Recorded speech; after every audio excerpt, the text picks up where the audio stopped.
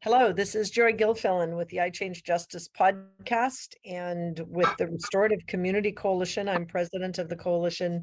We're sponsoring a week-long series of recorded conversations that is under the title of Community Regeneration Conversations. And the reason we're using that term is because it has been our experience that our county, the human species, our country, with the COVID crisis and with so many of the economic and climate crisis issues that are happening today, we've got an enormous amount of stress that's been bound up in our communities. People have been polarized, extremized, separated, fractured. We're disconnected and discombobulated in many ways. And it's our observation over the past 15 years of watching what's happening in the community since 9/11. By the way, 9/11 just happened yesterday, the anniversary of 9/11. We did a ceremony down at the Arch for Healing and Reconciliation in downtown Bellingham to honor the people whose lives have been affected by 9/11. Now, most people then think I'm just talking about the people who were destroyed in the situation in New York City, but there are after effects. There's ripple effects, lived experience ripple effects of people who were supposed to be in those buildings. I know two of them who were supposed to be in that building when it was bombed and they were not there, or when it went down, whether it was however it went down, who died, but they were supposed to be working in that building and for whatever reason they were not there. And the trauma of losing all their friends and colleagues from sudden violence was shocking to them. And the violence of death, so many people coming down. Then there were all the health workers that were in the streets, the firemen who were in the streets, the first responders, all the people who did the work of recovery and cleanup. There's enormous amounts of ripple effects that happened in the aftermath of 9/11. In addition to that, there's all the new Patriot Act and survival and the enormous amount of technology that started to be developed to create surveillance at borders out of fear for terrorism. And then there's the subsequent wars that happened afterwards. There's ripple effects after ripple effects of ripple effects that have happened. And when we started looking back at what our community has gone through over the last 20 or 30 years, we too have gone through enormous ripple effects and cause and effect, behaviors. And people don't necessarily, it's tough to talk about grief. It's tough to talk about death. It's tough to talk about violence. So one of the things we've done in today's session, the first session of this 5-day conference, was facing facts and adapting to changing conditions. There were 3 segments today. And the first one was called Hopefulness, Conscious Conversations About Civic Trauma. We recorded that and we've saved that. And we've had a lot of people come in and participate in that recording. Then we did Helpfulness, Models from Around the Nation for Grassroots Preparedness by Karen Ball. And Karen is from San Antonio. And she gave us many links to things that are being done in the Compassionate Cities Network and other networks that she's working with locally and around the world.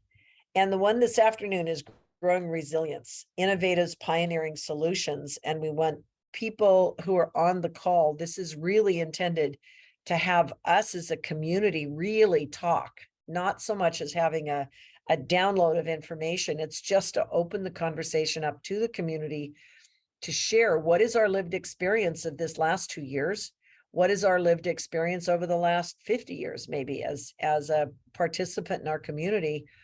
What are the things that we're experiencing this year that we might want to talk about, that we want to lay on the table and discuss over the next 4 days?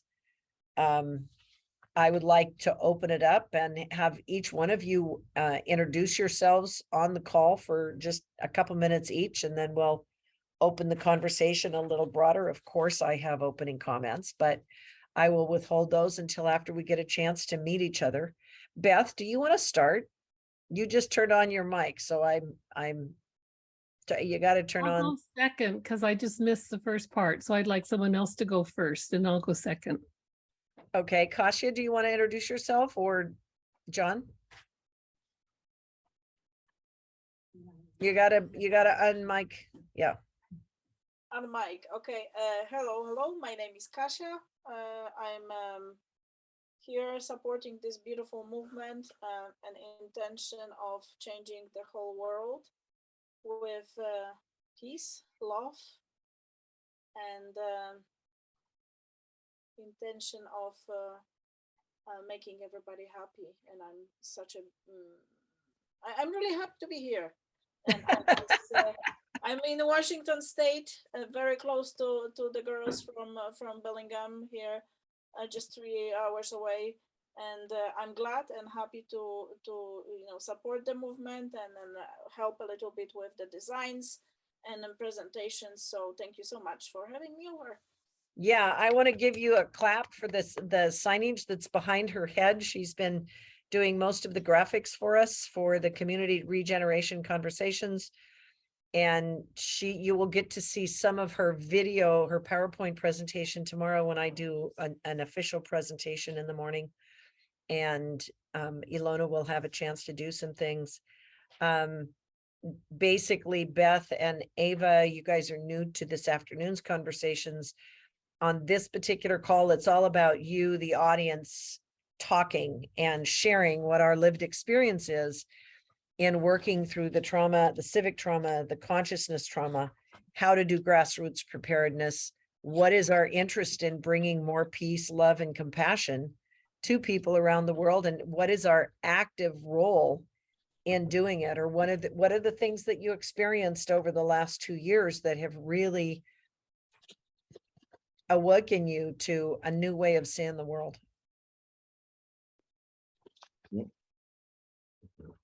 Okay, I'll speak. My name is Beth, Beth Brownfield. Live in Bellingham, Washington since 2004. I'm 81 years old and I've been working about 46 years with Indigenous original nations and peoples as a volunteer, not with any organization except now through my Unitarian Universalist congregations. I don't recognize the world I live in.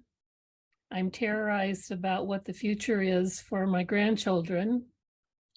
And many years ago, I took work with landmark education, and one of the programs I completed was the Impossible Promise Keepers. And we worked for 2 years working up to making an impossible promise into the world that we could not do by ourselves. And we had much exploration of that, of language, of how to speak, about how to start a project that would go on forever. And when I finally came to what my impossible promise was, and it was called the partnership class because it stated that you can't do an impossible promise by yourself. You have to have partners. And so my impossible promise came partly from Unitarian Universalism, the worth and dignity of every person. But what I added to that promise was that it would be personally experienced. The worth and dignity of every person would be personally experienced by everyone, by people who are incarcerated, whatever sexual preference they have, whatever economic status they have, that they would recognize their worth within the categories, and that they would share what their worth and dignity was for the world. And that's my work. I also, just as a sideline, I was scammed 2 weeks ago for multiple $1,000s. And there's so much scamming in the world today. It's just this morning my daughter told me that our bank she'd gotten a text on her phone that the bank said she had fraud, and to click here, and she went, and it looked like the WACU, the Washington Educational Co-op, and it wasn't. They wanted information from her. So that was one thing my daughter experienced after knowing what I went through 2 weeks ago.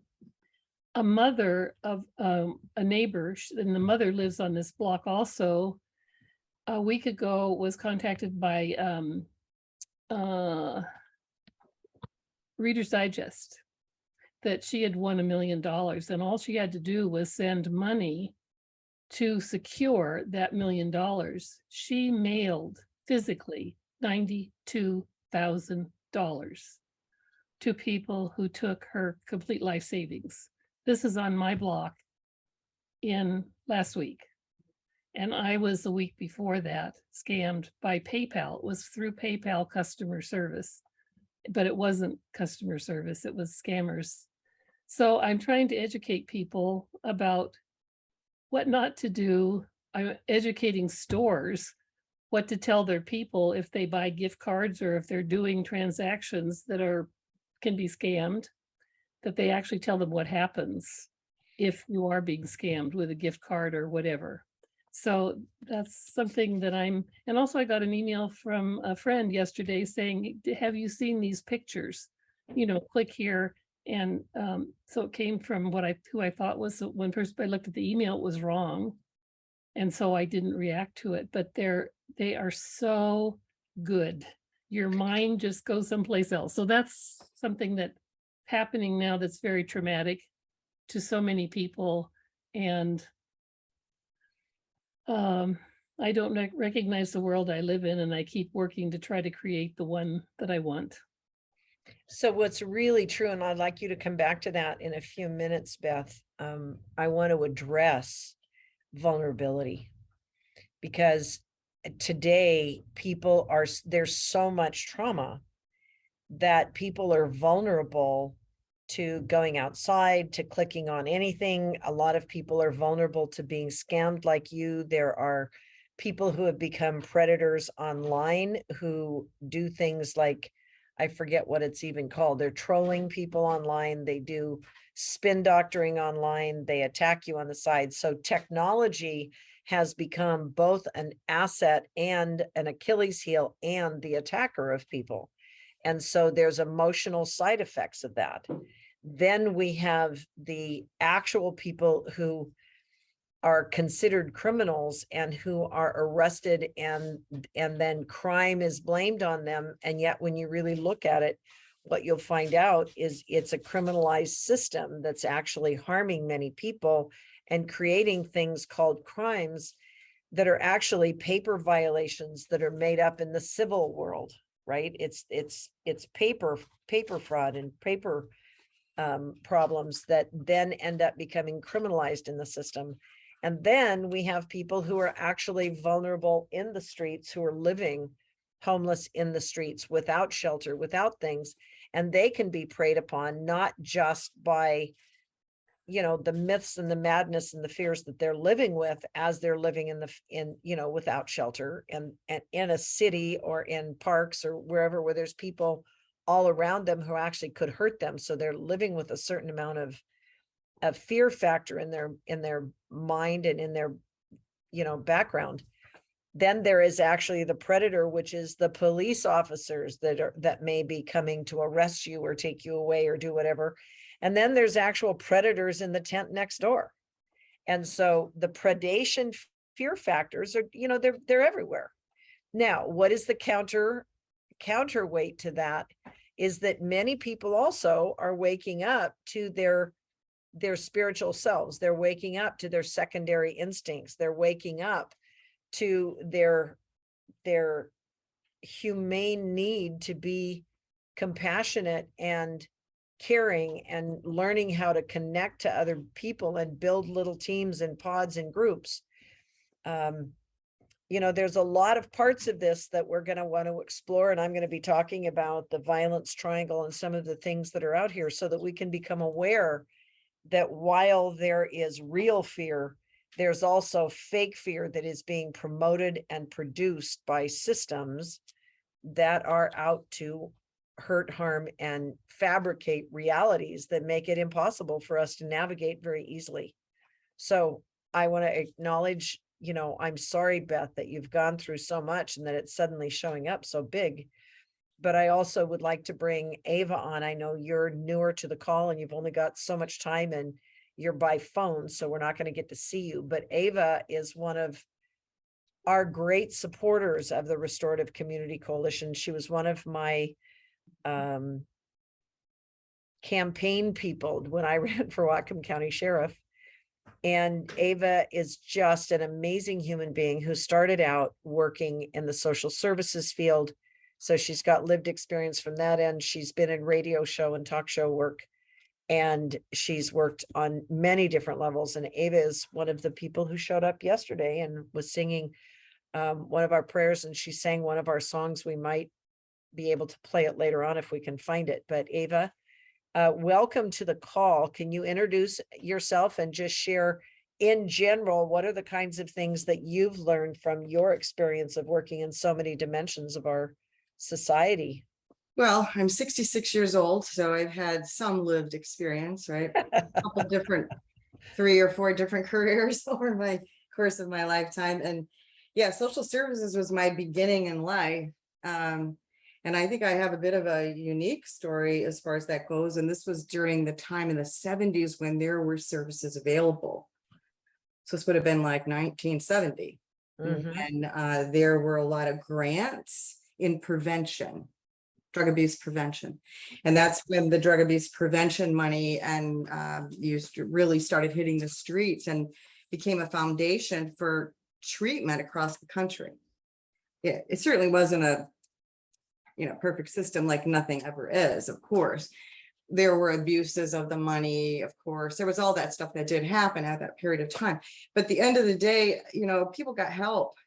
It was so peer oriented, peer based, kind of similar to the success that most people see in AA. And AA is probably one of the only AA type programs, are probably one of the only free to anybody who wants to show up type group support systems that exist for free in our country right now. And I just remember that back in the day. Anyway, the whole point was that, they built that little drug abuse center across the street from my junior high school. So I got involved in that whole thing when I was 14 years old. And I didn't get out of that field. It was the central focus of my livelihood, my income, my growth, my values, everything in my life. I never thought I would ever do anything else. And then in 94, we had been in Alaska for many years. I'd worked in Michigan as a social worker, but not a licensed social worker. It came up as a certification because of all the work that I had done. I'd been licensed in Michigan, licensed in Alaska, and then licensed in Hawaii. And then we moved here in Washington. I got a job in the field right away, but I felt the difference immediately. So this would have been 94. It was very different. There was no treatment. Everyone that was there because they had a DUI, and they called that treatment. We were glorified probation officers. That's all we were. And it was actually a pretty frightening, stressful job. So I thought, if this is where this is going, I'm not sure, right? And then I felt like that was sort of the end of services at that point. Like there was no way to, you just couldn't connect with anyone who, back in the day when I was working in the field for, many, many years, almost, 20 something years, there was a list of people that you could call if someone was homeless, if someone was psychotic, if there was services for that. The police were not expected to do everything. I mean, I remember back in the day when I was working as an outreach worker in Chicago, the police referred people to us. They would have someone show up at the hospital on an OD. They would always call the police. And the police had our phone number, and we were the ones that went in and talked to the kid and tried to find out whether he was, what was actually going on. And then sometimes, and then they would have counseling, family counseling, individual counseling, interventions, you know, and all of that was free. There was support, and none of those people ever went to jail because they had used drugs or, did stupid stuff because they were high on drugs. Police would actually drop them off at the hospital. They had options, and the hospital would call us. So, and they didn't have to basically bring them in, right? So there was such a network of services. And what I've, since I got out of the field, I mean, I really got completely out of it. And that would, like I said, that would have been in 94, after a good lifetime of doing that. And I just was divorced from it for many, many years. But what I saw was family members that normally would have probably have gotten treatment or intervention of some kind. They did time in prison. And that was different. There was no buffer. There was nothing in between.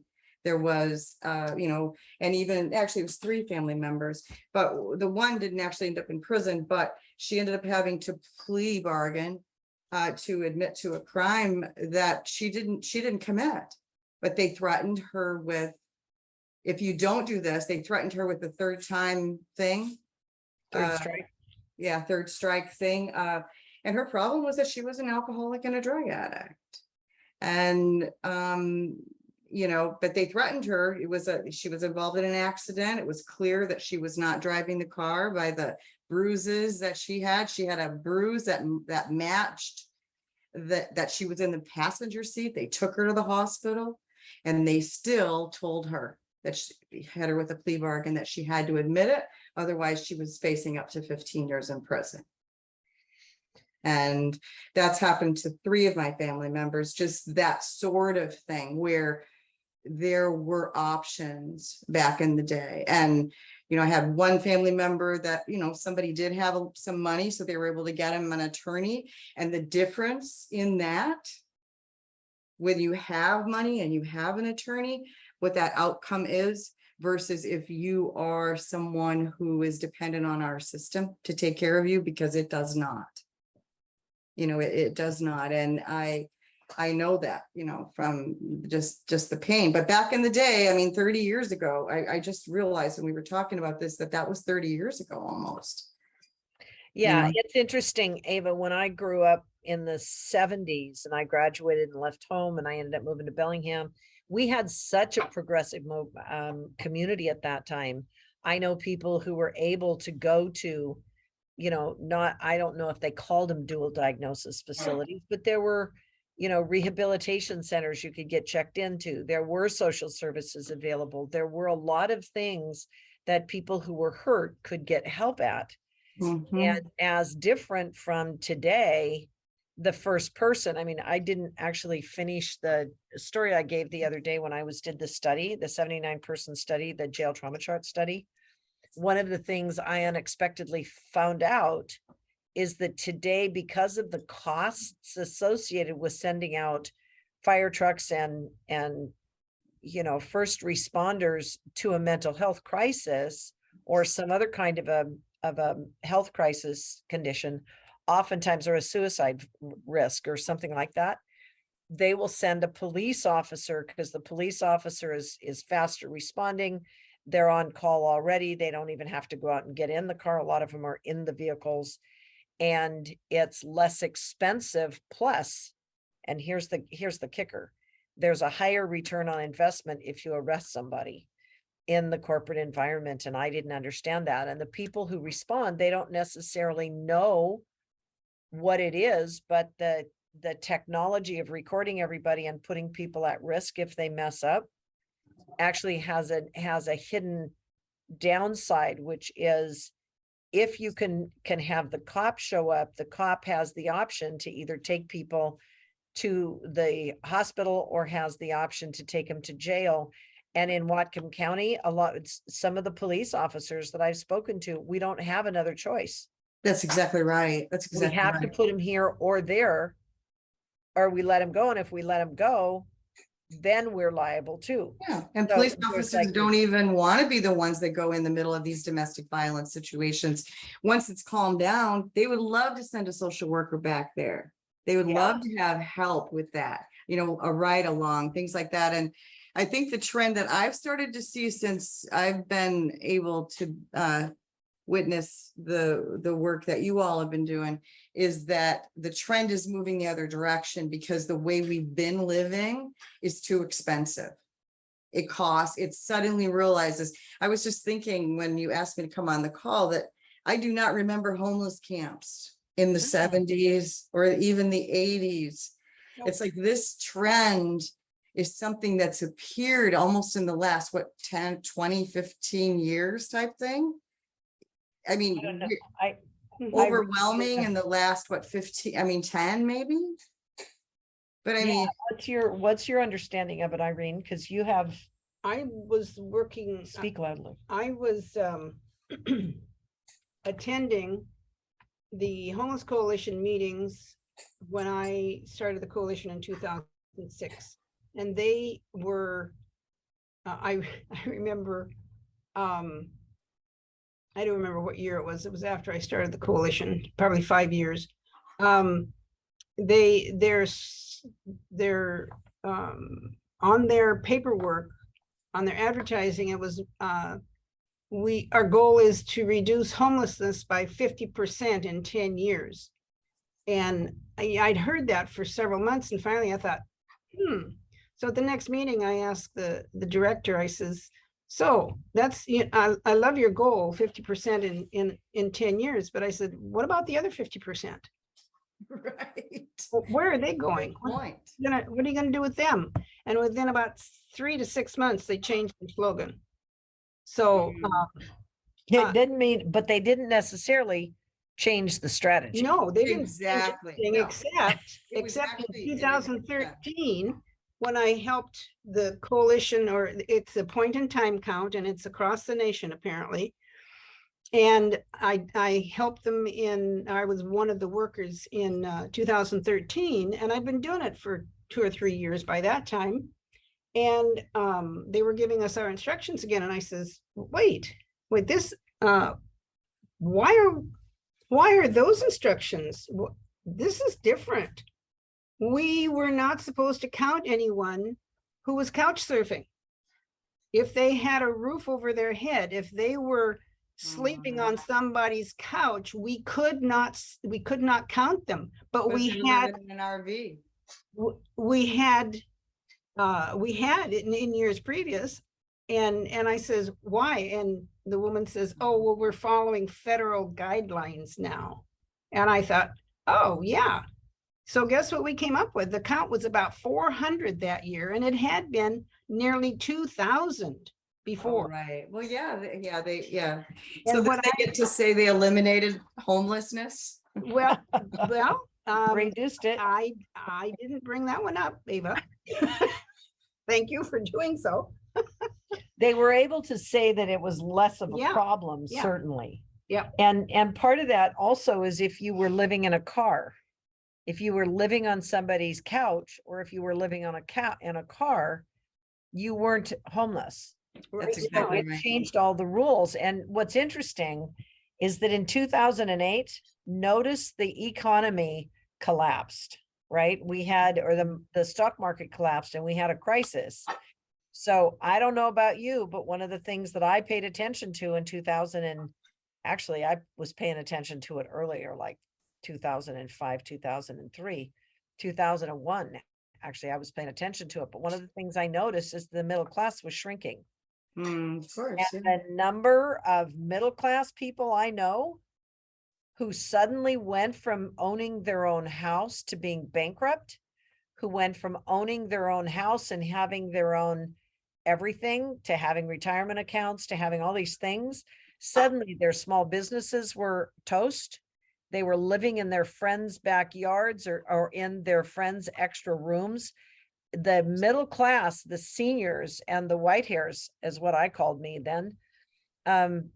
an enormous number of those people were bunking with other seniors. And so they could look like they were still professional. They could look good. And when people said, how you doing? You know, especially if you were a real estate agent or if you were a salesman of it. Oh, I'm doing terrific. How are you doing? Oh, it's so pleasant. Let's go have a drink. And so they would go have a drink, but what they drank was water because they had no money, but they looked good and they still dressed good, but they didn't own their house. They didn't own their car. Everything was toast, but they couldn't afford to let people know that they had been bucked off the economy. Because Well, if that in happened to my business- husband and I mean, Yep. we just went from, we lost our home and he was in real estate and I was so I was selling advertising for businesses, right? So Mhm. both of those, but his collapsed 100%. Mine continued on, but at a much lower rate. And then, yeah, we lost our home and we ended up renting our daughter's home for 7 years that lasted. And then, you know, we ended up, you know, of course, in an apartment, but I mean, that's economics. But yeah, I mean, we had a, you know, safe enough place to fall, but how close were we? Yeah, and I want to finish that thought and then I'm going to give it back to Irene because I know she has more say. But I want to finish the thought that when you're in business, this is what first got me to paying attention to what was going on. And this was 2003, actually, when I recognized the complete flip over in our economy for the middle class. Is I realized that my business system between 1998 and 2001, when 2003, when technology did this huge explosion, it changed everything about the way business worked. And my sales, my closing rates went from an 80% close to a 20% close. Sure. My retention rate went from 80 to 20. And I'm looking around talking to all these friends and finding out that, you know, privately, they're telling me they're living with their friends. They're telling me that their sales are not good.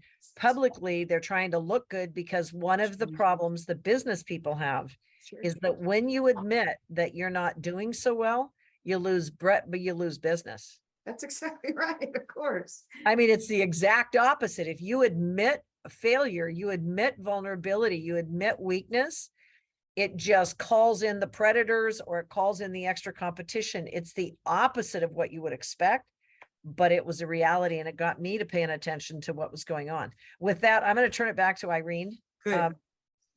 Go ahead, talk about what happened because you saw it happening in the streets. I did. Well, I've known for a very long time there was something wrong with the system. I saw it when I was a kid with the welfare people, the people whose dad was killed or disappeared or whatever, and mom had 3 or 4 kids. And it was shameful. It still is to a large degree. But I knew there was something wrong, didn't know what it was. And I've been told not to say this for a very long time. And I think it's time to say it now because I've heard it over and over and over just today. And what it's my knowing from my observation and my experience that the system is set up for failure, period, regardless of, and I'm talking about the helping systems. All of our programs for helping people get back on their feet, and the welfare mom will, and I'm sorry, that's a terrible term, but I don't know what else. It's okay. It's what we call them then. Yeah, and she would be encouraged to get childcare for her kids, and they'd pay for it. She could go get a job, and she'd get a job, and she had all these goals to make, and she'd climb the ladder, and she'd do so good, and then about a year later, they'd whack her knees out from under her, and she'd be worse off than she was before. And because she got used to certain things, and then all of a sudden it wasn't there anymore. And I've seen that over and over. And the real turning and telling point for me was when Joy and I went to Olympia to meet with the Department of Corrections and the Department of Transportation, so that our people who were released from prison could be released with a Washington State identicard instead of their offender badge, the same badge they wore inside the prison, that stated they were an offender, and it had their DOC number on it. That was the only identification they were released with, and they had a $40 check they had to cash. And that ID badge was not on the list of 4 identifications that could get their checks cashed. And that was the telling point. And I had this discussion during this meeting that we had in Olympia, that Senator Carroll called for us. He was one of 50 people. Only one person answered my email about this offender badge issue. And when we left that day, I knew I had it. And poor Joy, she had to experience me having this fit on the way home and on the freeway, me driving. And I said, I got it, Joy, I got it. Long story short, I said, the system works.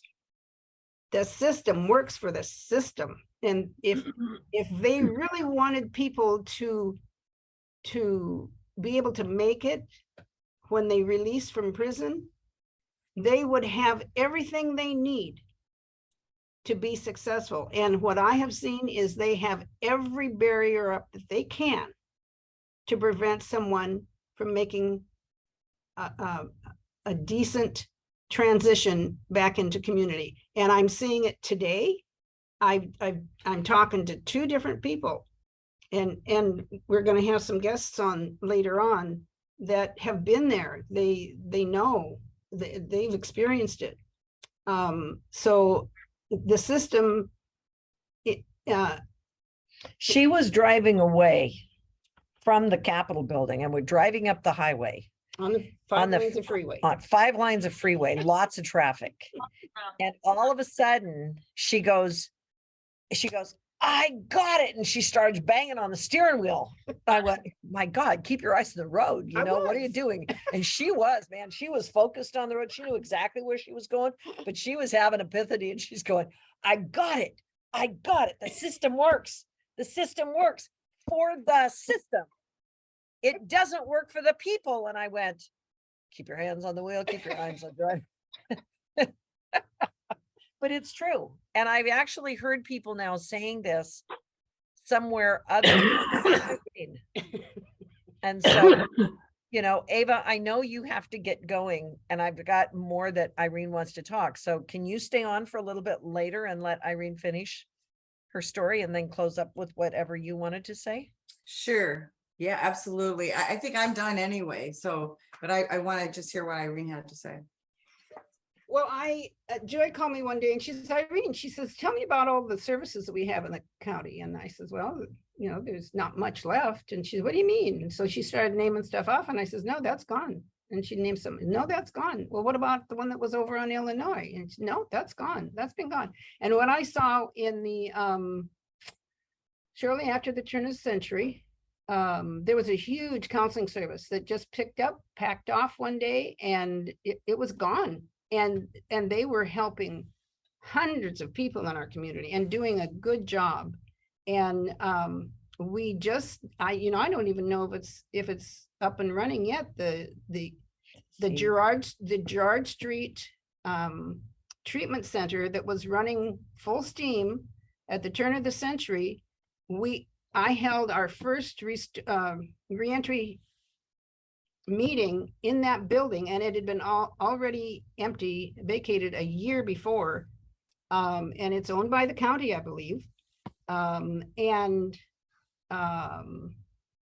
and that was 2006. So it was closed somewhere between 2004 and 5 probably, and they're just now having renovated it, spending who knows how many millions of dollars to renovate it, and it could have been running and helping people with drug treatment. We haven't had a drug treatment center in Bellingham for a long, long time.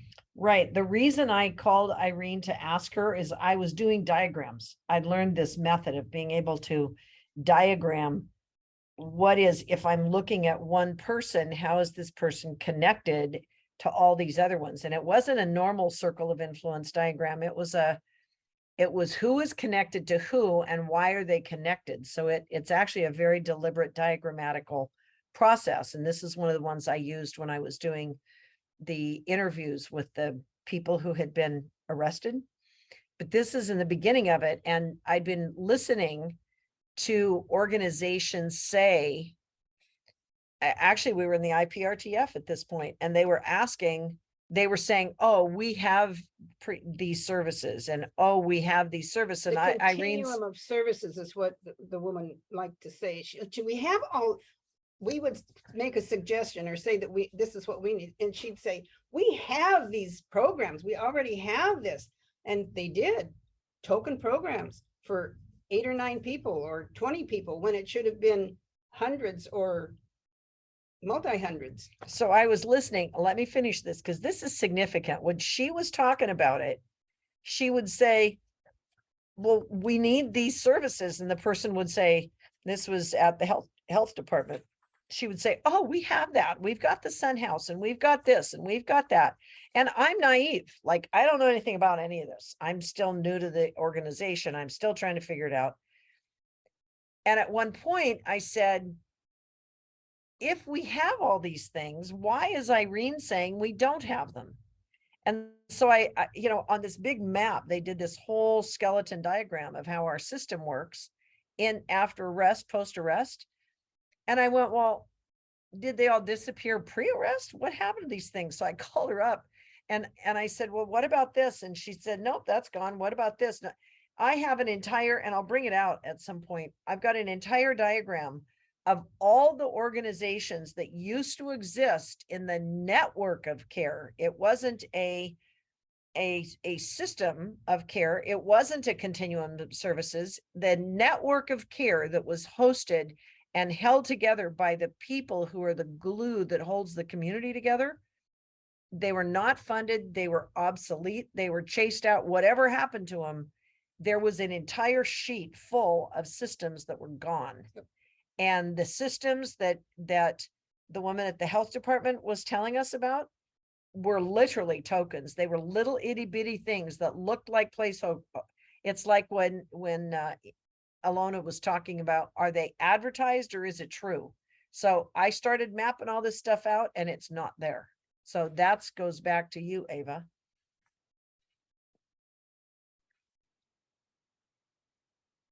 Ava, Irene? She must be gone. I don't know if she's gone yet, but So I'm the I was here. shocked. the Yeah, part, no, I don't need any more time. I'd like to just hear Irene finish up.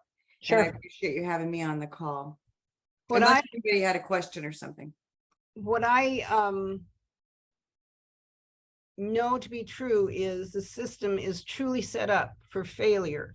And when the public can understand that, and it's going to be a big blow to a lot of people because, we pay all these taxes and we're fed this malarkey.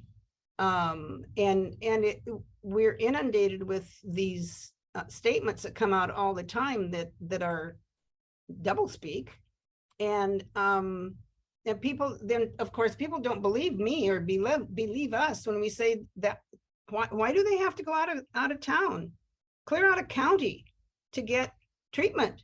We used to have a really 2 or 3 good ones, and they're gone. And that's the same with the counseling. So and there's many things that are not quality like they used to be. They're and I'm going to be bashed for this, I know, because there's lots of people that are doing good things, but if you had the history of what it used to be, you'd see it. And it's just not, it's not right. And that's why I've been doing this. I've been doing this most of my life and I didn't realize it. I wondered as a kid, why are we so mean to each other? Why are we doing this? So I don't know, Joy. So long story short, it's time to build the compassionate community Yeah. networks back. Yeah, I absolutely. heard somebody say that this is a network of community or neighborhood services. instead of a continuum of care, it's a continuum of network of services that the community can bring forward, because it is in community where we learn. It's in community where we can help each other. It's in community where we know things. So with that, thank you, Ava, for coming on the call. Well, I then I see believe that's why we're getting the response that we're getting, Joy, is because this is what we have to do that's this. how we grew up. Yeah. And it's interesting, Joy, Debbie and I are all farm kids. And I live on the farm I moved to when I was 5 years old. So So let's let somebody else talk. yep, We've go been ahead. talking long Thank enough. you. So Mel, do you have anything to say, or John or Frank or Kasha, anybody else? And then, or Beth, do you want to keep going? I'd like to hear from Mel. He's been on all three of the calls today. If he has something to share, it would be great. He has wonderful background of work.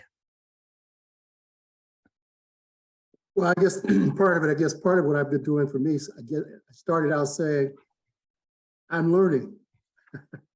I'm learning this community. And so it's really valuable for me to hear.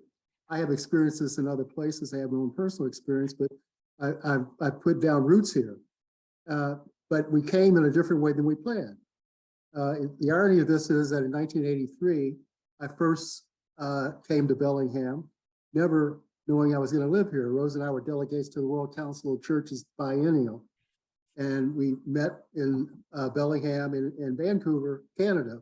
We stayed, many of us stayed in this area and would bus in for the conference and stuff. But I got a chance to get around and just explore things and do a little experiencing personally and read a little bit then. And all I can say is it was interesting because Rose and I, my wife, now we're 50 some years, 52, married. But that time we laughed because we had a good feeling about this place and we couldn't explain it. In the sense that, you know, the water, the sense of space and place, the greenery and all that, it had a nice feel to it, but we joked about it. So we could never think this would be a place we'd actually retire or be. We said, if we ever got that far, let's be honest, in activism and things I was involved in, I wasn't sure I'd live this long. Be able to get to look at 80 or begin on the verge of 80 and look at it and say, I'm still alive. But I say that, but then I didn't know at the time I said, wow, I found out this was a sundown town. And, What's that mean? What's that mean? Oh, Black people couldn't live here. They couldn't be, so you don't know that, right? Couldn't live here? Black people at sundown, you had to be out of town. You could not live in Bellingham. Oh my goodness. Overnight. I'm so sorry. Well, I'm saying when we talk about a history and what's the place. So those are things that you've been living here for a while and others, but I don't think you got that awareness of that history about your place that you chose to live, right? Some of the other stories that were mentioned about the Klan, other folks had hotbeds of places that have been in terms of also give our signals, if you will, our vibes to other people about a place and a space. And so sometimes the way we understand where we are and what we're going on, what's happening, is not the way other people see it. And so how do we, and therefore the response to it, it can either be facilitated or it can be damaged or slowed down in terms of not understanding if the people who are living there don't even know their own history of how it was created and how it exists. And so, but that's not just true here. That's I can pick many of the other places I live too, but one of the ironies was choosing to come here when a lot of my work has been, quite honestly, I guess I was born in 44. And so I was the last of the war babies, but I was born into an unusual circumstance. I was born into a beloved community. I didn't choose it. You didn't choose the family you were born into either. I happened to be born into a family in a time of segregation in America, with Native American, African American, white, Caucasian of different varieties that happened to be the family I was born into. And in my time of growing up, my worldview was shaped by a sense of, it wasn't around race and color. Thank goodness, and for me, in terms of segregation, I was in a protected community. I was in a community in which people had families, and you built relationships, and they were family. And in spite of what outside those walls and other places people might see or identify around color, I love my white relatives. I love my Native American relatives. They love me. And we were raised as the cousins were raised as all brothers and sisters. And so my experience of my life has been trying to find other places and spaces in the world where that's the norm, because that was my norm until the time of around sixth grade. And then when the whole movement of trying to create highways, talking about those things that go through, that came through inner cities and areas that destroyed what was beginning to be within Black communities, another culture that was beginning to get its own heft and beginning to get the resources to try and create capacity and intergenerational wealth. And that was another way we don't think about, slavery and the works of impoverishing people of slavery and victimizing have always set up those who have and those who have not, and those who don't have any. And that dynamic, so it's not just what's modern. A lot of what we're doing and dealing with now is generational, intergenerational. Yep. And so part of that is to go back and ask ourselves, how is it and why is it that a lot of the work we've done, I graduated social work and social welfare and led agencies and groups, integrated schools. I did school integration training and modeling and developing plans and learning how in the religious community, how do we integrate religions in terms of, because I grew into a time of segregation in the religious community. So my life experience has been about how do we in fact answer the question or try and wrestle with the question, who's human and who's not? Yeah. And who's the other and who's us? And that's the universal question that most of us encounter in different ways. But it's not the question we often address. Those are the questions that we're going to be addressing in this specific Which series. is why I tuned in, because I wanted to see how we were going to do that. But we don't frame the question. The reality of, and I said this earlier, my wife Rose was listening, and she knows what I meant. But when I said intentionally, when I said that this is not a democracy, it doesn't mean I don't believe in democracy, but most people in America talk about this democracy or representative republic. It's neither of those things. It rarely was created as a restrictive covenant. Mm-hmm. And that's the way institutions were created. That's the way structures were created. And that's what most of us are. We're all enculturated into a culture of whiteness. I'm going to use that language within the boundaries of North America in a particular way. All of us. It impacts us in different ways. But one of the things is I don't have the option of denying that, because part of the cultivation for me is learning how to survive in it. And the other part of what we've done in terms of, I'm going to use here the quotes around this. Those people who are identified in culture as white their goal is to be the human beings. And therefore, it's hard to see other people in their lives and what impacts them because they're not human beings. Yeah. I'll tell you, that's been one of the biggest things to learn when I started studying the doctrine of discovery with, I was introduced to Joel James quite a few years ago, and he came and presented to the Restorative Community Coalition about the doctrine of discoveries, because we didn't know anything about it. And it was a shock. Irene may have known stuff about it, but I didn't know where to put it. That's for sure. And when he did his timeline, and by the way, those of you who live in Bellingham, we're doing timeline charts up and down the hallway, so that what we want is we want to encourage people locally to come in and look at the timelines that we've put up.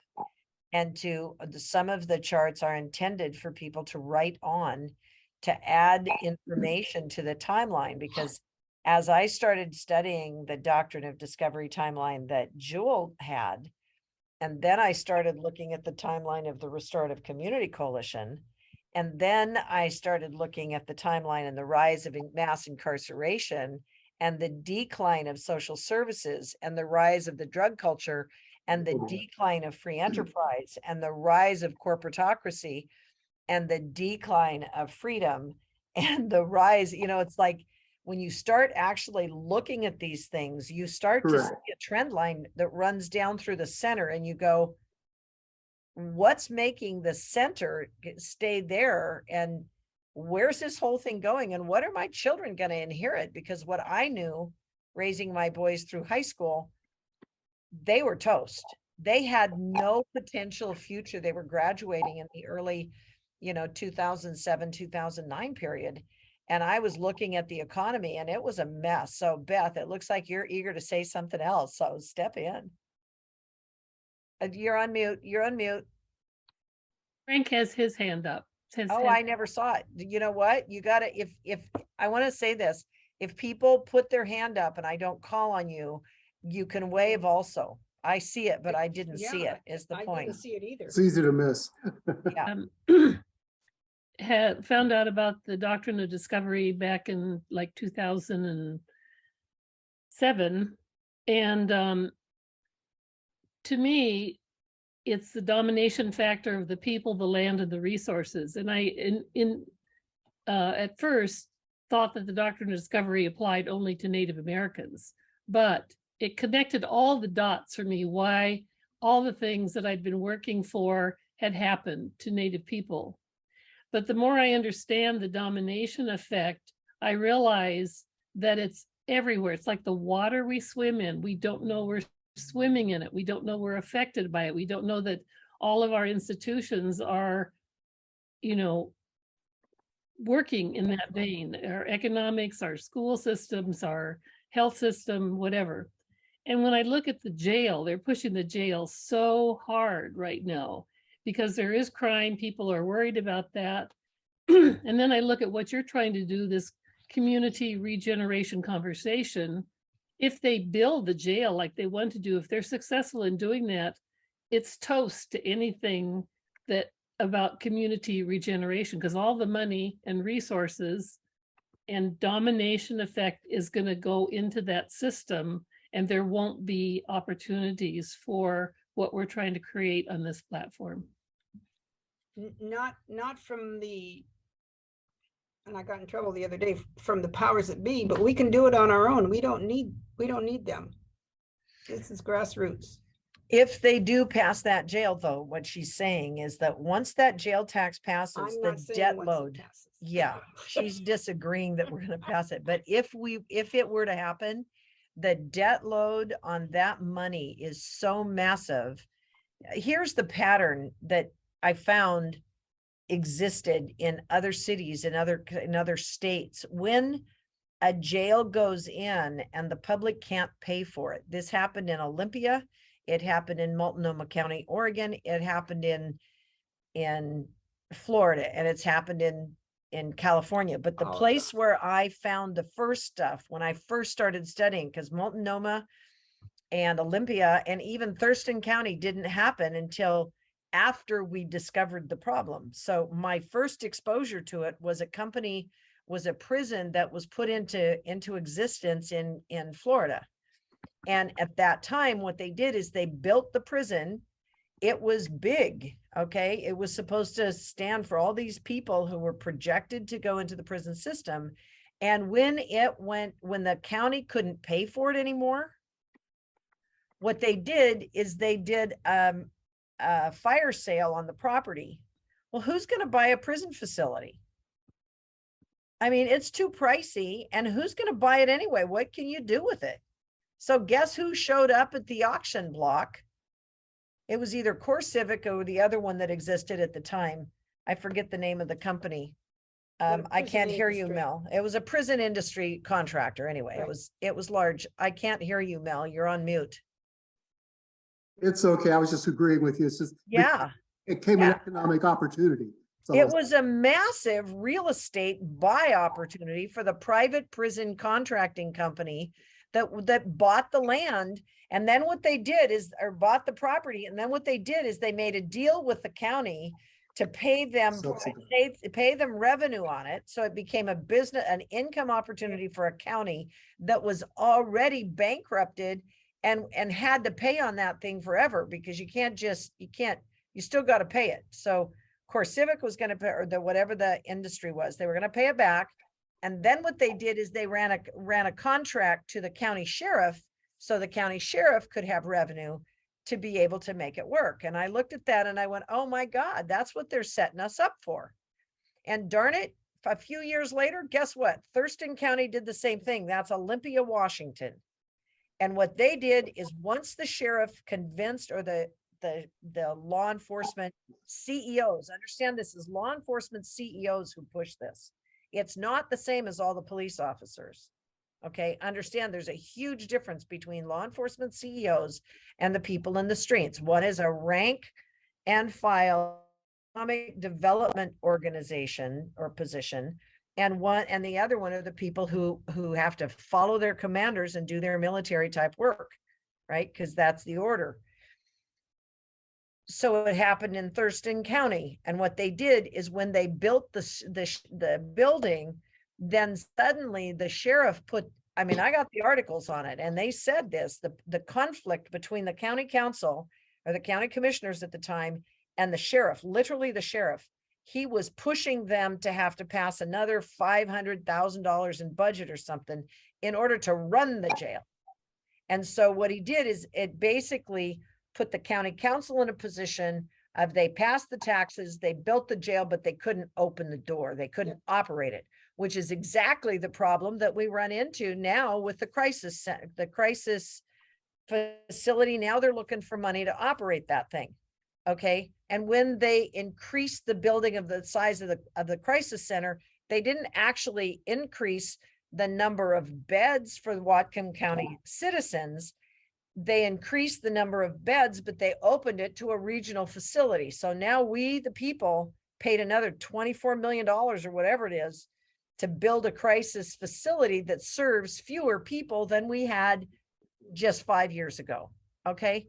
Now the same thing happened in Multnomah County. In Multnomah County, Oregon, they actually built the thing. They couldn't fill it. They couldn't do anything. Do you know what they did? They sold it out to an investor guy, and he couldn't figure out what to do with it. So now they had to tear it down. So the amount of money to tear down that real estate, and the taxpayers are still paying on it, So because you my can't walk away. What are we going to do in this county if that were to happen? We go in debt. Let me finish this thought, because I'll forget it. If we go in debt on that property, and the county taxpayers have to foot the bill on that property, you've got a high expense real estate. We already paid $150,000 an acre for 40 acres of land, 20 acres of which you can't even use. And it's going to cost us another 10 million to fix it. So the economic, to mitigate the land, and the sheriff wants to put his sheriff's headquarters inside it. Now people will come out and they'll say, oh, Joy, that's not what we're talking about now. We're only talking about 400 or 500 beds. And we're talking about moving. You know what? They've been saying that to us for 10 years. They never, ever fixed the needs assessment, which should have been done in the first place. There is no fiscal analysis on the viability, and there is no return on investment to the taxpayers.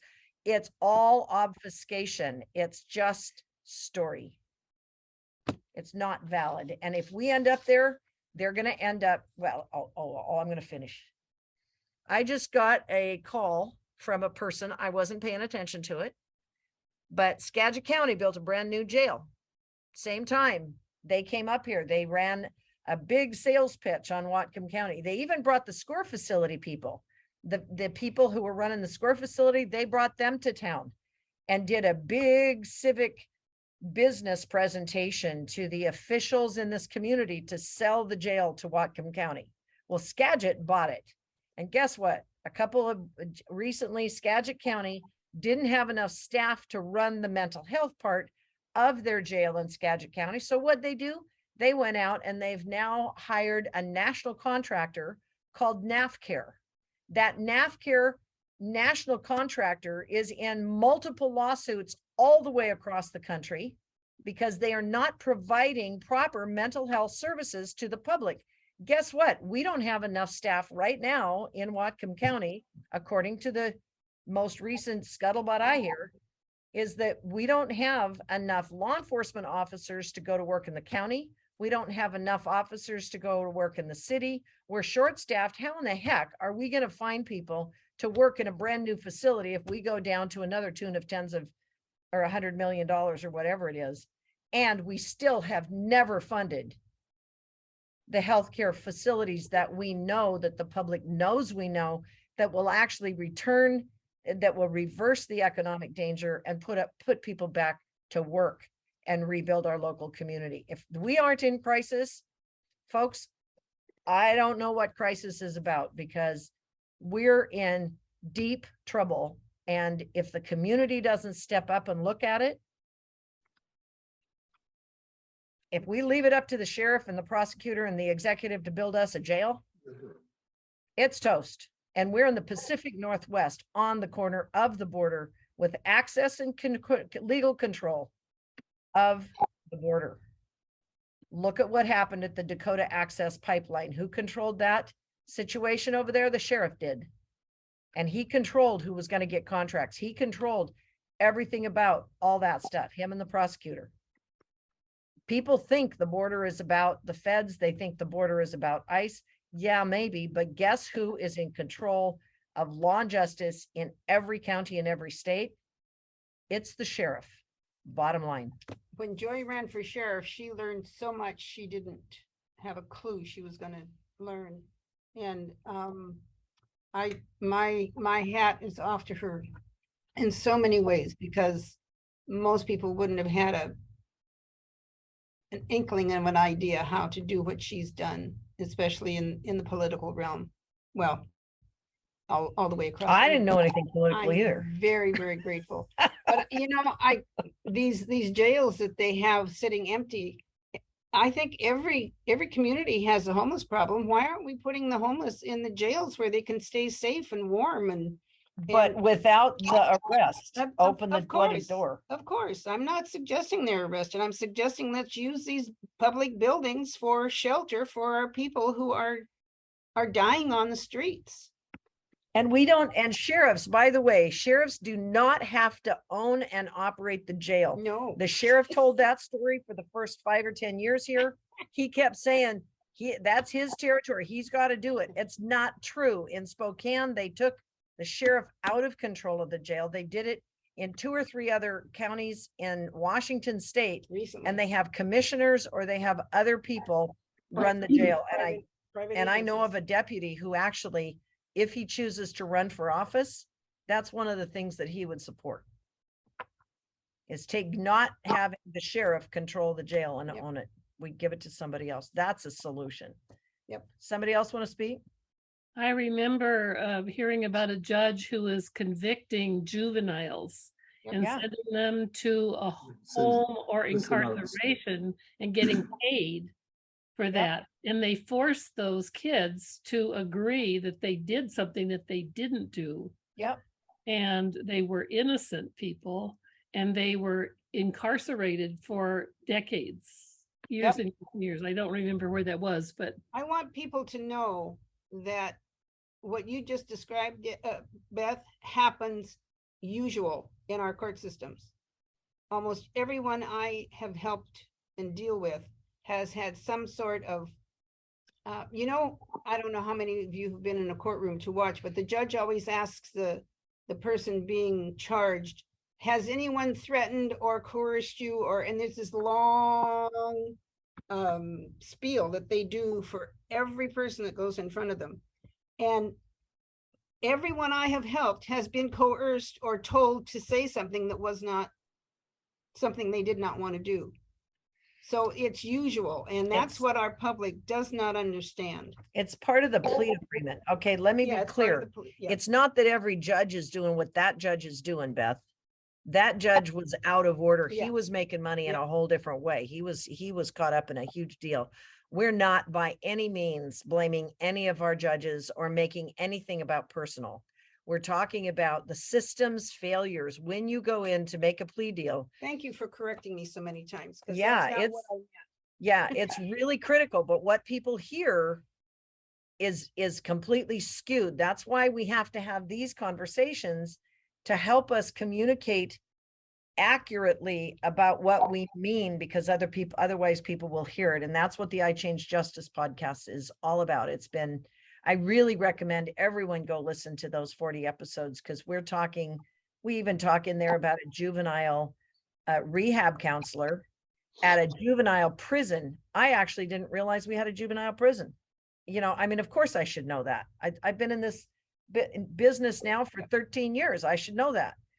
But when I found out we had a juvenile prison rehab person and I interviewed him on I Change Justice, I learned stuff about our prison system that I didn't know at all. That's a big deal. When I found out that the jail that they want to build in Whatcom County is 2,450 beds, and then I was researching another thing because I was looking up the juvenile jail, and I started looking at the occupancy load and the bed rate of the prisons in Washington State. The largest prison in Washington State is Coyote Ridge.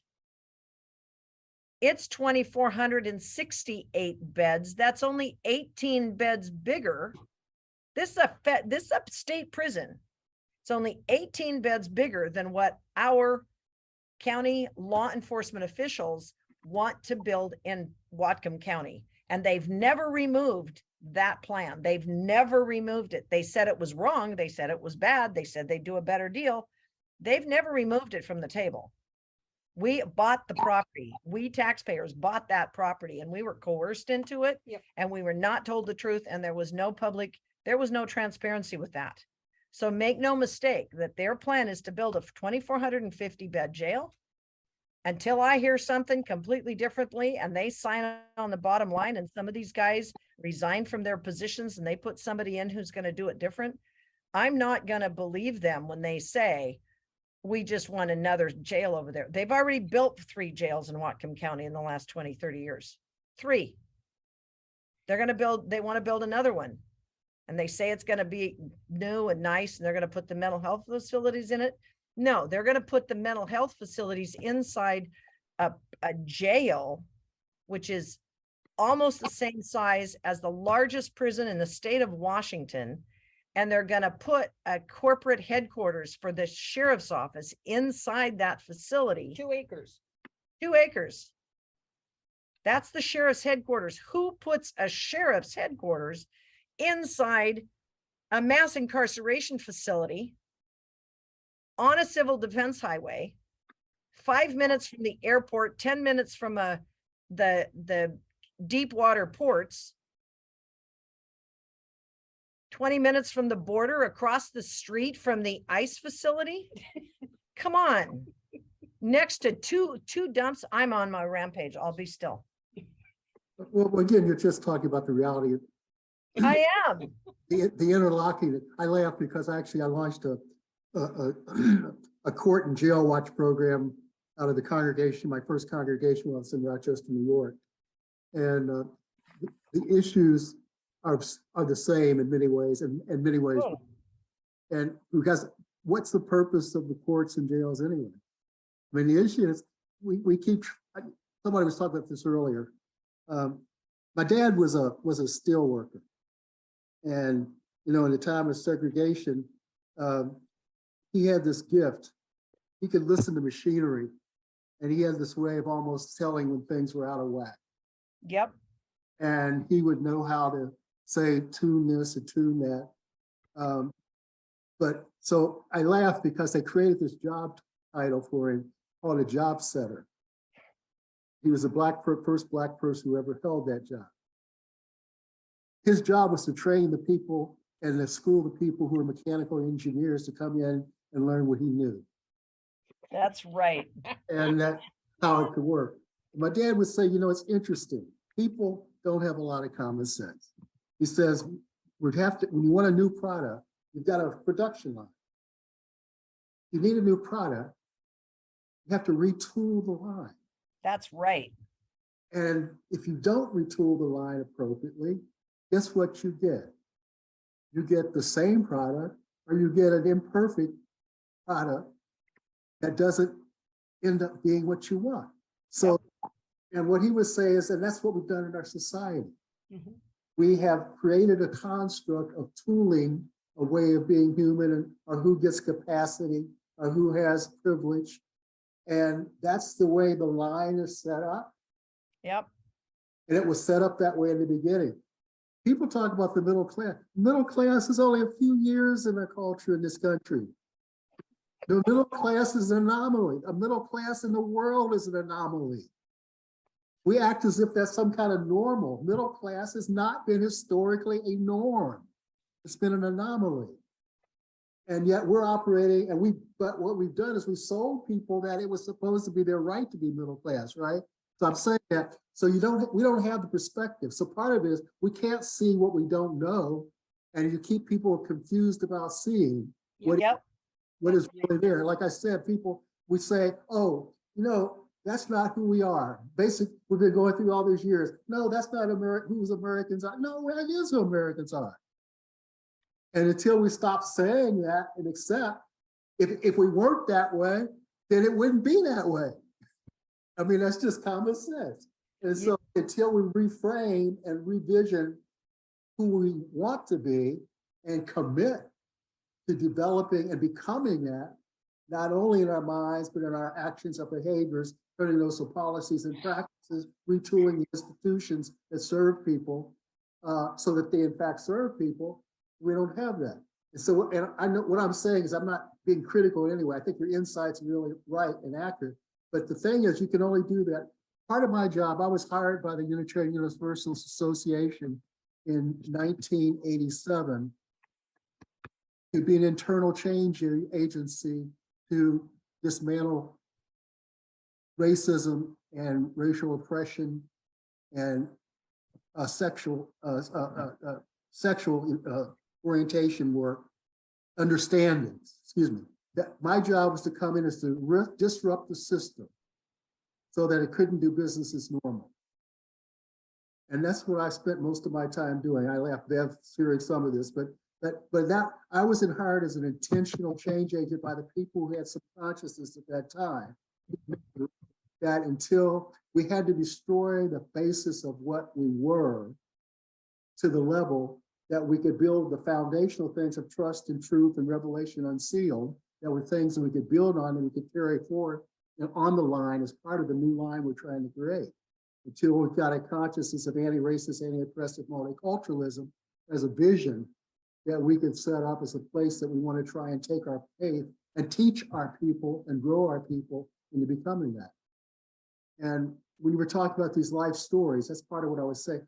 How do we teach people longitudinal lost story? We have made real changes in this culture, but most people don't know the story of how those changes happen. And so the teaching story, teaching people that change is possible, transformative change, sustainable transformative change. And I think that's part of what I hear you trying to do, is to try and to establish what you're doing and helping people enhance that. And to do it in this age, in an electronic age, is both an opportunity and a challenge. So I just boy. what you're trying to do, don't get me wrong. But I think we got to help people see that the game is rigged. Mhm. That's what we're working. And how do we re-rig it? So just say So thank you. I'm so happy to hear you say these things, because this is exactly, we have not been able to be well funded in our community because of the blockage. And so what we've had to do as a coalition, we've spent the last, she started in 16 years ago. We had to diagram, you talk about retooling a system. We can't just retool a system. We actually had to stop the system from producing more. That was step one. Then we had to diagram what was the matter with the system beyond all these blind spots. Notice that the jail trauma start is called blind spots, right? Yes. And it's civic blind spots. And then once I diagrammed the civic blind spots. Then we had to go back, and thank God for Beth. Thank you, Beth, for bringing me and introducing me. Not just, I mean, I already knew Jewel and I knew all that, but I still thought it had to do with the legal system. And I still thought it had to do with the Native Americans. So I didn't It understand did. how it permeated our economy. And Yeah. that's when I started talking to Stephen Newcomb, and Stephen woke me up, man. I mean, he's Native American guy, and he's been dealing with this stuff for a long time. He got before one of the councils at the Vatican to talk to the popes and or the priests and the people who were around the cardinals. And he was working to change the legal system, because it's the legal words that allow the system to control the Supreme Court. But as a matter of talking with him, and then by talking to Paul McGee, who is the Sephardic Jewish person who started to talk to me about what was happening in Europe, and how the European and the Christian and the Catholics and the Northern Europeans, and then he went clear back into the agrarian societies, and he talked about the agriculture. And then I started looking at the economics of this whole game. And I started comparing what Stephen was telling me to what Paul was telling me. And I started to diagram the words civil versus civic. And then I started looking at those words relative to canon law and common law and admiralty law.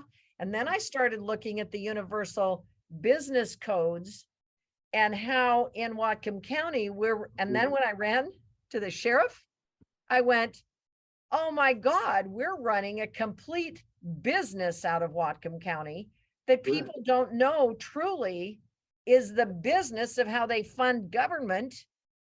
And it's all being done with a sleight of hand trick in civic theater. And I went, how in the world are we going to do that? And we can't fight the system. That I've learned. We can't just retool the system. We actually have to allow the system. We have to starve the system. And at the same time, build a completely different system, which is what we're doing over the next few days. So we're going to have, I just want to say, there's some stuff here. You're going to like this, Mel, because you're going to see some of this. Yeah, I saw that earlier. I'd like to see that. Yeah. Yeah, we're going to show. I do transformative change. Healthy systems for creating transformative change. I'm really looking forward to that, because what I've been able to diagram is a method of coaching anybody personally out of fear living through integrating their body, mind, spirit into joyful potential. That's the basis of this. And it came from high school boys. Okay. I had to learn how to talk to them in hieroglyphics, give them one action, draw them one picture. Okay. No joke. And then in the last few years, I had to study how the Cartman drama triangle builds us and conditions us to buy the story traps of media, and then how the media ties into the mental health and psychosis behaviors of our corporatized systems, our law and justice systems, and our corporate entitlement systems. And ultimately, I just found, because of Karen Ball, the last speaker, she said, Joy, you know what? You ought to look at the Galtung's violence triangle. And I went, what's Galtung's violence triangle? Nobody's talking about that. And it's the system that this guy Galtung has recently discovered, and he wrote about it, about political extremism. He wasn't talking politics. He said it's direct trauma followed by structural trauma, which then produces cultural trauma, and then it recycles. And I started looking at that. And then I started looking at psychosis, the mental psychosis of Machiavellianism, narcissism, and psychopathy, and how those things have become the crazy behavior that the Native Americans called Watiko or something like that. It's basically a violence virus. Mm-hmm. And I started comparing all these things, and that's what we're going to talk about over the next week or two. Over the next few sessions. So this is, we're following a new system. We're following the emotional integrity of humanity, because we can, and it's happening all over the world actually, but it's not in the news because the news is part of the old system. The news wants to keep us in the old system. But humans infect each other through the ethers, through our emotional intelligence. And we can communicate without the correct language. We can build systems without the correct language. We can build it without a whole bunch of things if we just get together in community. And right now, fortunately, I mean, I never thought I was going to say this when COVID hit. Yeah, so Fortunately, COVID forced such a disruption in our communities that it broke apart all our communication systems. It broke apart all our organizational systems. It broke apart our community organizing systems. It broke everything apart. And they thought, or whoever it is that's doing this, who's in charge of the money games, they think that that's an advantage because that will allow them to take over more humans. No, it's the opposite. What I am is an opportunist. it's the potential. We're at an exodus. That's right. We're at a transition point in culture with the possibility of transformative change. But not That's right. And so, I mean, so, you know, like I said, I think we've had that. And I think I said, Trump is a living example of how America works. Yep. You could use it, how he functions, how he's lived in the world in terms of the kind, that's many of us express who are oppressed in the culture. He's America. And I don't mean systemically his behaviors and understanding what he can be controlled by or what he's pursued by. I could tell you stories. I got sermons, but I'm just whole thing. But the challenge is another statement is very simple. We're a human organism. That's right. One of the realities is that we're also a quasi-thinking. I use that intentionally, but in a sense that we are programmed before we're born. You know, my aunt was a leader of the quality of life movement and physician in the medical profession. She's helped impact some of that. But one of the things she said, the life of a child, the birth of a child begins with the lives of the parents. And the lives of the parents shape quality of life of the child. Yep. Begins with the birth of the parents, and the quality of their life begins with their parents. Yep. And so what you said, that you're talking about the neural dynamics and other things. We talk about a thing most people don't understand. When you're born, before you come out of that womb, you've already gotten a lot of stuff in your body, your senses. You're being already programmed before you even come out of the womb. You come out of that fluid into a place, which is a comforting place in a hospital. We can get into the whole dynamics on that, but We are going to. Okay, well, that's good because that's not and even Not today, but we are going to. So we'll do it another day. But It's coming tomorrow. Well, good. Then I should be here tomorrow. Yeah, it's coming tomorrow. I mean, honestly, because this is actually where the human potential movement needs to start, which is at the adamantine particles, at the space between the proton and the neutron, the space where desire lives, where the desire to be in harmony with life and to produce life has to live. And so all of that, I actually I don't have it in the slideshow, but I'll tell you what I figured out is that if a human being was made of 2 cells, the sperm and the egg, right, and the parents were made of 4 cells originally before they had the 2, that's right, and 8 before that, the grandparents, that's right, and 16 before that, you go back to generations, and you go back 10 generations, you know, your current body, right, you know how many lifetimes you've lived to be here right now if you just go back 10 generations?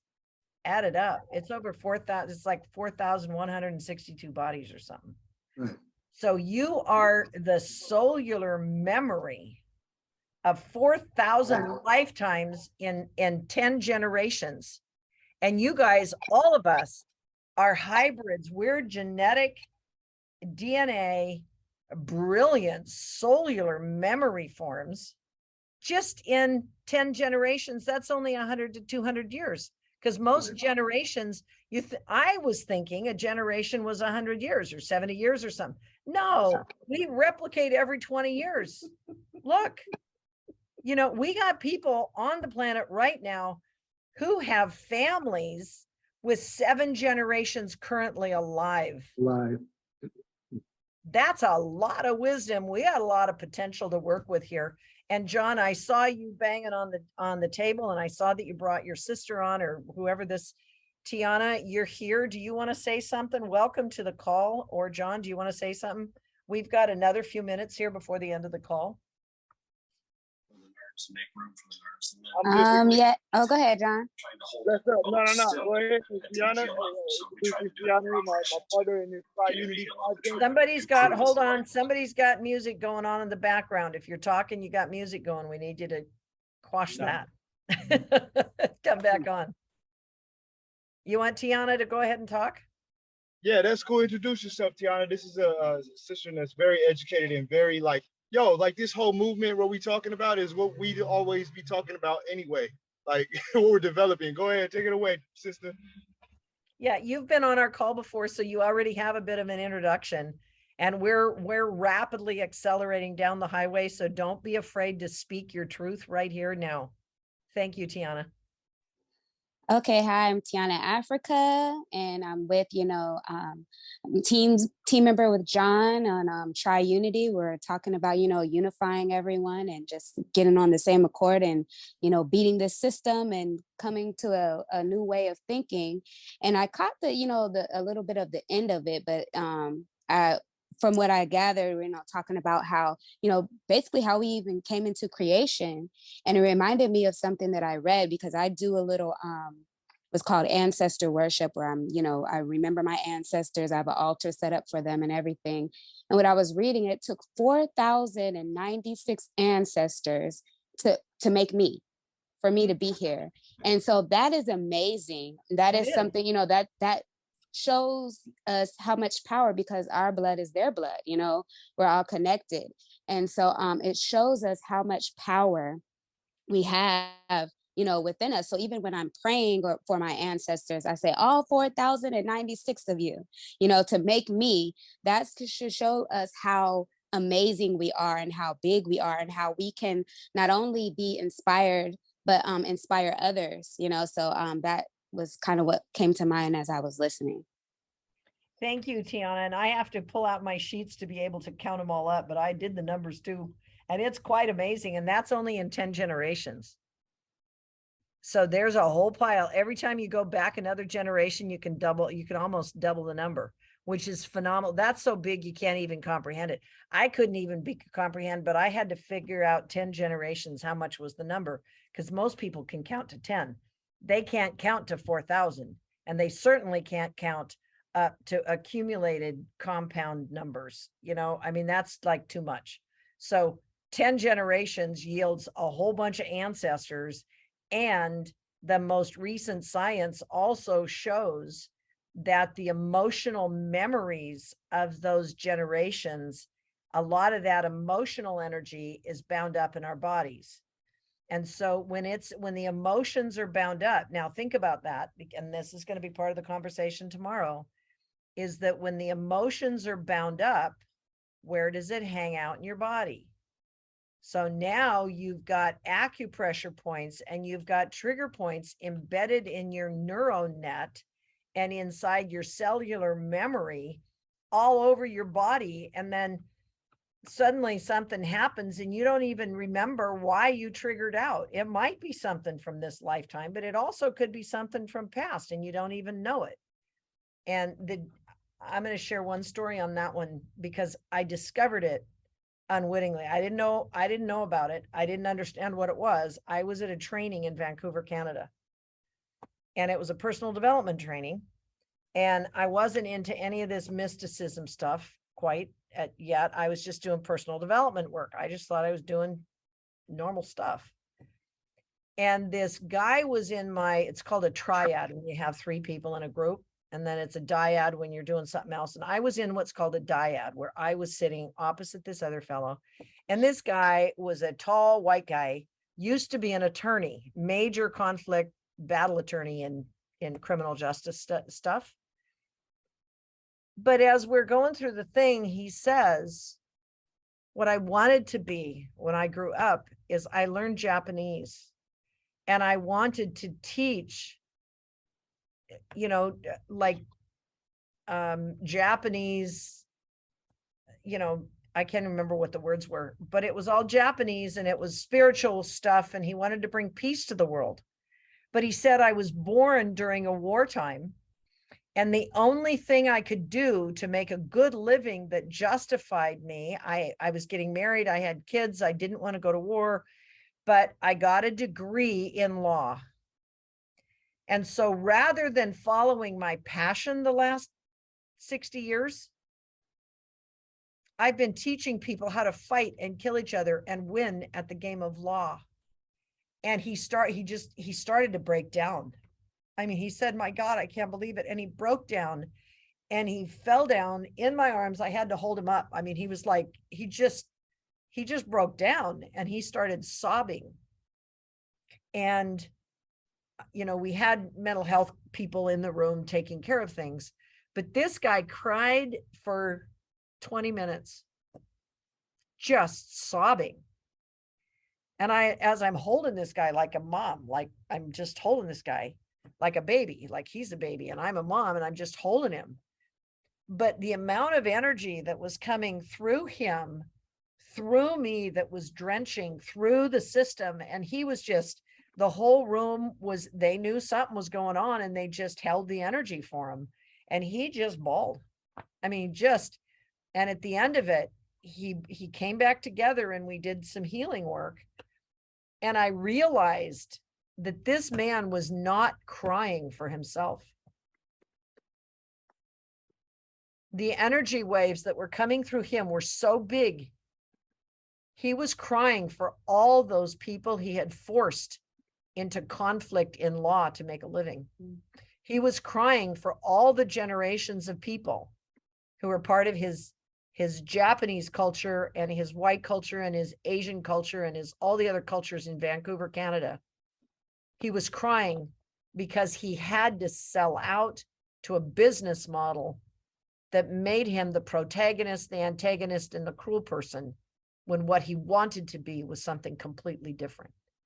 And I'll tell you what, I sat back in my chair and I just went, wow, you know, nobody explained that. I just felt it. I knew. And one of the things I was able to console him with, I just said, look, you're not crying just for yourself. You weren't carrying just this. You were carrying ancestral energy that went back all those. I didn't even know the words, but I told him because I knew it was true. And so that was probably 2003 before I started working with Irene. But it woke my attention up to this human potential, this emotion, this emotional energy that's in motion, energy in motion that we label as emotions and then we use to whip ourselves and other people into froth. We can clear this, guys, because that man did a bunch of it that day. And we're doing more of it. And there's people all over this world doing prayers during 5 rhythms dances, doing sacred ceremony. There's thousands of organizations all across this nation doing emotional resilience, rehabilitation and recovery and vision making. And that vision is coming. And that's why we're here today. So who else wants to say something? I just like to say, I have great hope for our future. And if today, which is 1 of 5, is anything like the rest of them are going to be, we're going to have this thing sewed up in no time. And I also know that this movement is the new virus, and it will be our new pandemic. Hooray. Hooray, hooray. The next person I want to call, and then we're going to wrap it up unless someone else has something to say. I'd like Alona to talk just very briefly about what you're going to do when you open tomorrow when we talk about humane economics. Just let them know what 10 o'clock in the morning is going to bring. Okay, sorry, I'm a bit, I spent 15 years crying for humanity, so I know exactly what Joy is talking about. Yeah, I keep being cast for the economist role, which is not. We need you. I We know. need somebody to play that role. This is civic theater, dudes. So we got to use the language that people know. Economics, people know that word. Yeah, and the thing is, people know the word, but people don't really know what it is, and that's what we're going to talk about tomorrow. The key point in economics and in all our systems is that we are not allowed to be human in it, because the system is set up to keep the system alive. And so what we're going to look at tomorrow is the patterns. And actually, one thing I would like to say, you know, I don't like to talk in terms of sorry, and I'm losing my word, conspiracy and so on, because if we're talking about conspiracies, we lose sight of the fact that the system without any conspiracies would actually work exactly the way it is. Yeah. And so so the conspiracy is always distracting, because now all of a sudden you've got a good guy and a bad guy on victim and people who pull the strings. So what I want to talk about tomorrow is really the patterns, the behavioral patterns, where they come from, how they work, and how everything is stacked against the individual. And that, and I also want to show why the system can never be the solution or never find the solution, or why even humans within the system can't find the solution. So we can only have solutions when we step outside the system and start acting as human beings rather than the roles that the system puts us into. And so that is really what I would like to talk about. And I would be really happy if we get into a discussion with some questions about stuff, because I mean, I've been studying this for, I mean, I did my economics degree in 1996. No, sorry, I finished it in 96, in 89 or 90. And when I started looking at all the theory, I just thought, how can anyone think this is real? This was so contrived that I thought, how have they been able to sell people over the last, and it's gotten a lot more extreme now, that all these thoughts are actually adding up to something real. And so I would like to take you a bit into the rabbit hole of the thoughts so that you can all see none of this is real. And then we can talk about, okay, so what's the real thing, and how do we make conscious choices so that new systems are the result. So that's a pretty trippy conversation to have with most people who have lived their lives thinking that money is the thing. She's got a whole new way of thinking about it, and she will talk about economics. She will talk about monies and all these things that are going on. But our world is not what we think it is, and it's not cracked up to be what we think it is. And in fact, it is cracking up, and now we have to figure out how we're going to put it back together. And the brilliant news is that once you dismantle all these parts, once you take it apart, you might be able to retool it and build another system, but it isn't going to be the same system that was there before. And when you remodel vehicles, anybody who's ever restored a car, you know that you have to reorganize every doggone thing in it if you're going to do that.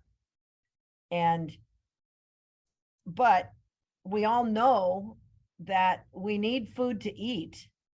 We want housing, we want shelter, we want love. In fact, it's been proven we can't live without love.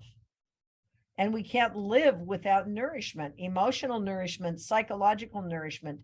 And guess what? We follow leaders because we love them.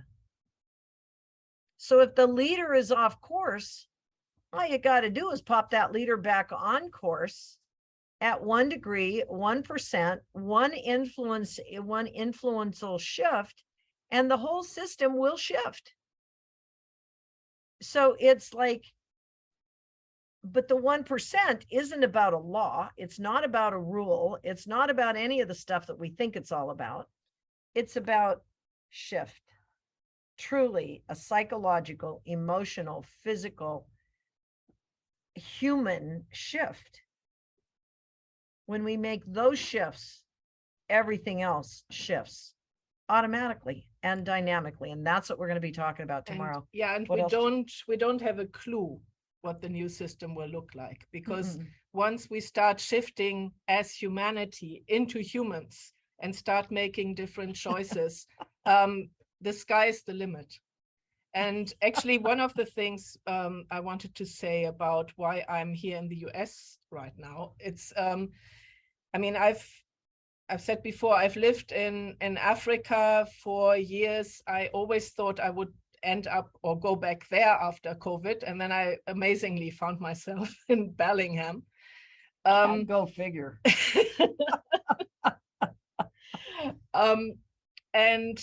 But the thing is, I have been working with the American consciousness for decades. And what I see as potential here is that the US is the only country on this planet that was consciously founded with a vision of freedom and self-expression for everyone. It was betrayed from the start. It was basically set up almost as soon as it was set up, it went off course. But still, that intention and that dream is still there. And if we connect into that as human beings, the US could really be a leader into that new consciousness. And that's what I'm here to support, because the shifts that are happening and the falling apart of the systems is happening worldwide. But in the US, it's the most dramatic at the moment. Because the system is 250 years old and it's creaking left, right, and center. And so it's, you know, it's all falling anyway, but let's start and catch it on the way down, or actually build a net so we we get caught on the way down into something else. Well, and there's an exciting thing. I've got a picture right here of Whatcom County and physically how we can go about by unifying people to work. I've built a 5-step model for getting us out of this that isn't about controlling the rules. It's about enrolling people who want to create change and giving them an idea of how they can do it. And it's based on a model of how the indoctrination or the domination system or whatever it is, I've identified the 5 ways that the system, predatory system, the domination system, how it does it. There's a pattern to domination. It's in 5 steps. That pattern can be reversed in 5 steps. And we're going to, over the next few days, write out the ways that we individually each can do our piece. And it's not that you have to do it all. Look at Irene, that little stinker. She got me hooked. She got me hooked. And I spent 13 years because she got me hooked. And I was on a totally different path. But in order for me to get my path done, which is the science of intentional bioenergetics, which is human potential, which goes back to that cellular understanding of the body, I had to put that stuff on the side and work with that while I was helping this woman do her work, because she was right action. And so it's one person moving another person 1 degree. And as one person moves 1 degree, one action, 1 degree, one circle of influence, that creates compound intelligence and it creates exponential power. And that energy, out of Whatcom County. Do you know what? When you came through here back then, Mel, Whatcom County was a vibrant community. Whatcom County was the founder. This is where the Business Alliance for Local Living Economy was founded. This is where Sustainable Connections grew. This is where Resources has grown. This is where we have more volunteers. We have more green industry. We have more of all kinds of stuff. But it's all silenced and shut down and shuttered because of bad habits. Guess what? In Peak Potentials coaching, any good coach will tell you that if you want to unleash potential, change your habit. Whatever the belief is at the bottom of the habit, change the habit and everything else will cascade. And that's where we're at. We're at the dawning of the most incredible opportunity here in Whatcom County. So I invite you to come tomorrow, 10 o'clock, same time, same station, hopefully better technology. And we won't be recording an I Change Justice episode, I don't think. I think we're going to start immediately with Alona.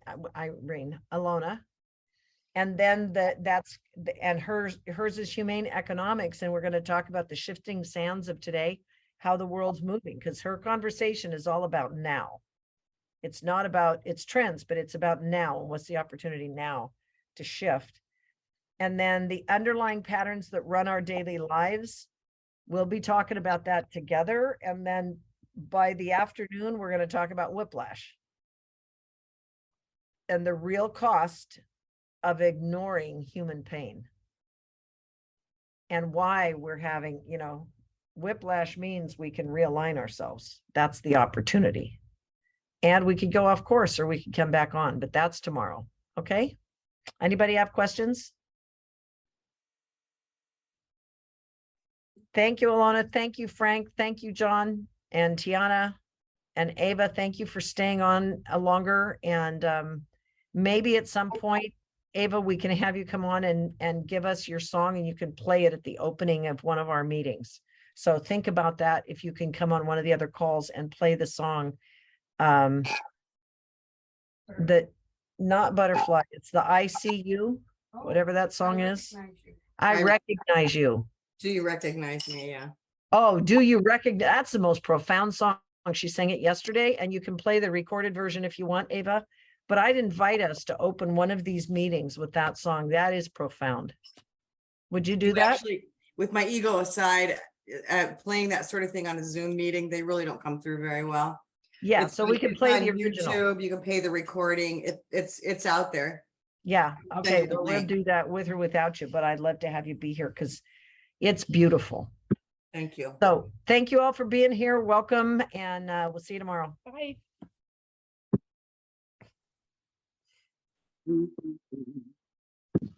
Thank you. Thank you. Thank you so much.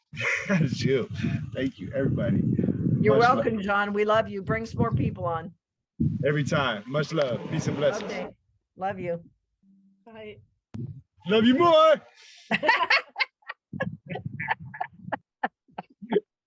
I love you more. That's great.